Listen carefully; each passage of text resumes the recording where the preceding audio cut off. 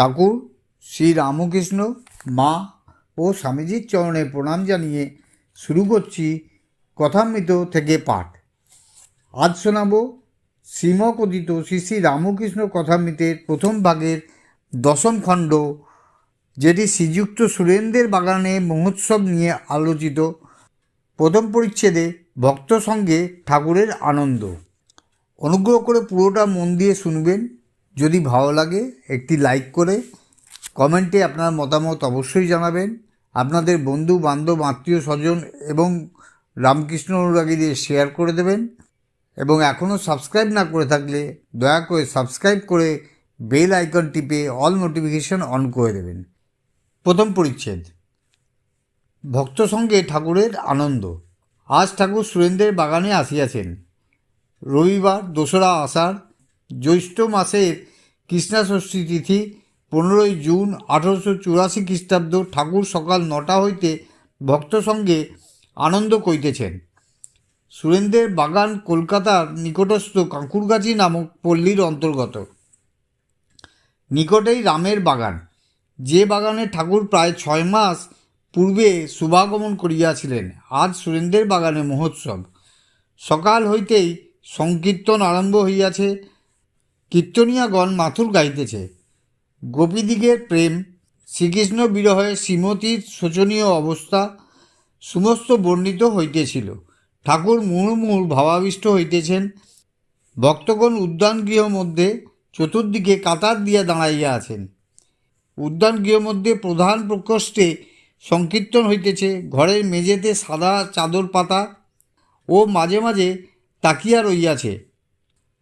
এই প্রকোষ্ঠের পূর্বে ও পশ্চিমে একটি করিয়া কামরা এবং উত্তরে ও দক্ষিণে বারান্দা আছে। উদ্যানগৃহের সম্মুখে অর্থাৎ দক্ষিণ দিকে একটি বাঁধাঘাট বিশিষ্ট সুন্দর পুষ্করিণী। গৃহ ও পুষ্করিণী ঘাটের মধ্যবর্তী পূর্ব পশ্চিম উদ্যানপথ। পথের দুধারে পুষ্পবৃক্ষ ও কোটনাদি গাছ।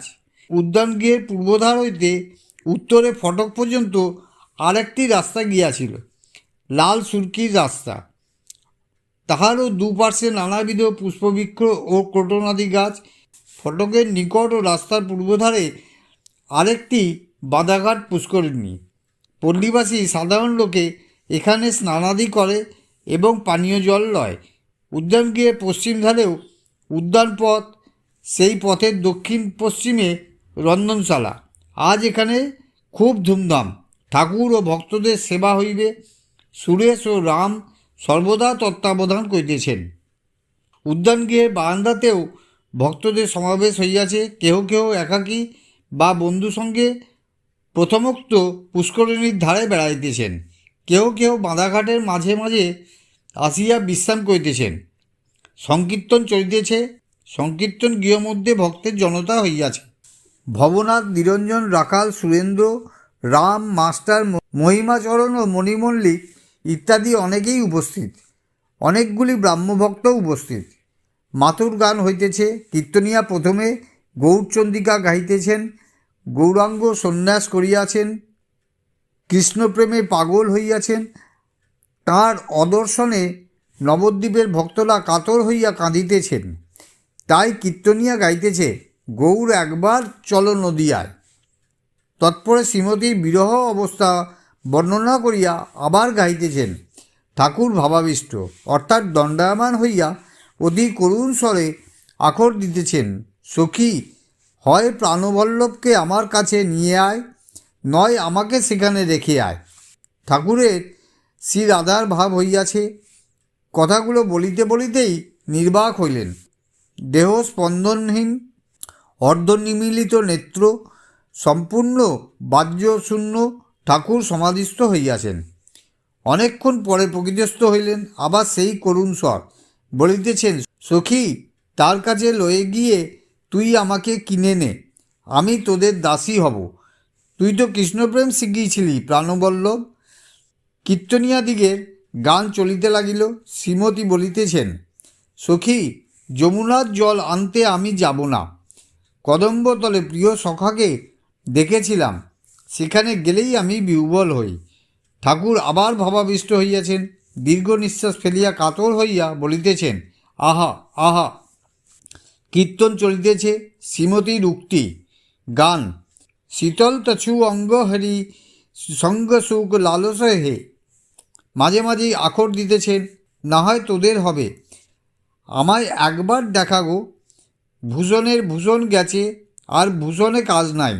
আমার সুদিন গিয়ে দুর্দিন হয়েছে, দুর্দশার দিন কি দেরি হয় না? ঠাকুর আখর দিতেছেন, সে কাল কি আজও হয় নাই? কীর্তনিয়া আখর দিতেছেন, এত কাল গেল, সে কাল কি আজও হয় নাই? গান।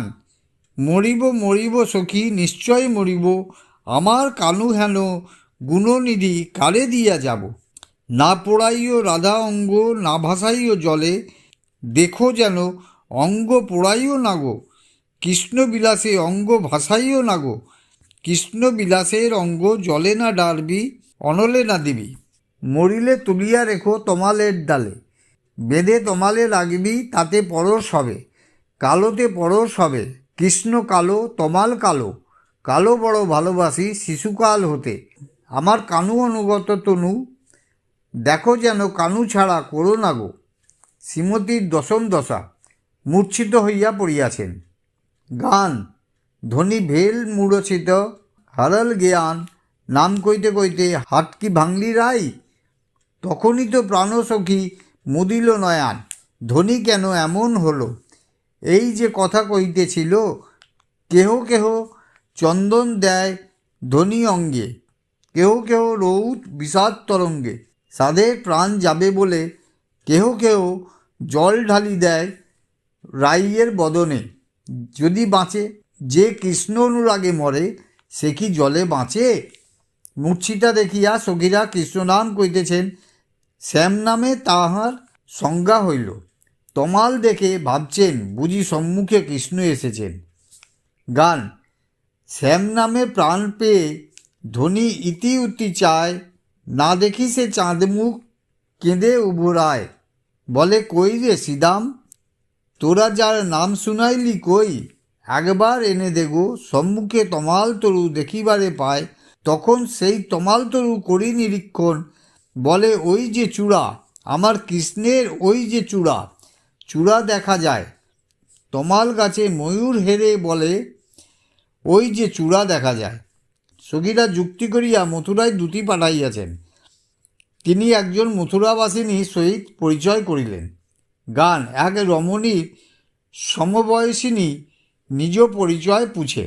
শ্রীমতীর সখী দূতি বলছেন, আমায় ডাকতে হবে না, সে আপনি আসিবে। দূতি মথুরাবাসিনীর সঙ্গে যেখানে কৃষ্ণ আছেন সেখানে যাইতেছেন, তৎপরে ব্যাকুল হয়ে কেঁদে কেঁদে ডাকছেন, কোথায় হরি হে গোপী জনজীবন, প্রাণবল্লভ রাধাবল্লভ লজ্জা নিবারণ হরি। একবার দেখা দাও, আমি অনেক গরব করে এদের বলেছি, তুমি আপনি দেখা দিবে। গান। মধুপুর নগরী হাসি কাহত ফিরি, গোকুলে গোপ কুঁয়ারি, হায় গো কেমন করে বা যাবি গো, এমন কাঙালিনী বেশে। সপ্তম দ্বার পারে রাজা বৈঠত, তাহা কাহা যাওবি নারী, কেমন করে বা যাবি, তোর সাহস দেখে লাজে মরি, বল কেমন করে যাবি। হা হা নাগর গোপীজন জীবন, কাহা নাগর দেখা দিয়ে দাসীর প্রাণ রেখো। কোথায় গোপী জীবন প্রাণবল্লভ, হে মথুরানাথ দেখা দিয়ে দাসীর মন প্রাণ রেখো হরি। হা হা রাধা বল্লভ, কোথায় আছো হে হৃদয়নাথ হৃদয় বল্লভ, লজ্জা নিবারণ হরি, দেখা দিয়ে দাসীর মন রাখো হরি। হা হা নগর গোপীজন জীবন ধন, দূতি ডাকাত উভরায়। কোথায় গোপীজন জীবন প্রাণবল্লভ। এই কথা শুনিয়া ঠাকুর সমাধিস্থ হইলেন। কীর্তনান্তে কীর্তনিয়ারা উচ্চ সংকীর্তন করিতেছেন, প্রভু আবার দণ্ডায়মান সমাধিস্থ, কতক সংজ্ঞা লাভ করিয়া অস্ফুট স্বরে বলিতেছেন, কীর্তন কীর্তন কৃষ্ণ কৃষ্ণ। ভাবে নিমগ্ন, নাম সম্পূর্ণ উচ্চারণ হইতেছে না। রাধাকৃষ্ণের মিলন হইল। কীর্তনিয়ারা ওইভাবে গান গাইতেছেন, ঠাকুর আখর দিতেছেন, ধ্বনি দাঁড়ালো রে, অঙ্গ হেলিয়ে ধ্বনি দাঁড়ালো রে, শ্যামের বামে ধ্বনি দাঁড়ালো রে, তমাল বেড়ি বেড়ি ধ্বনি দাঁড়ালো রে, এবার নাম সংকীর্তন। তাহারা খোল করতাল সহিত গাইতে লাগিল, রাধে গোবিন্দ জয়। ভক্তেরা সবাই উন্মত্ত, ঠাকুর নৃত্য করিতেছেন, ভক্তেরা তাহাকে বেরিয়ে আনন্দে নাচিতেছে, মুখে রাধে গোবিন্দ জয়, রাধে গোবিন্দ জয়।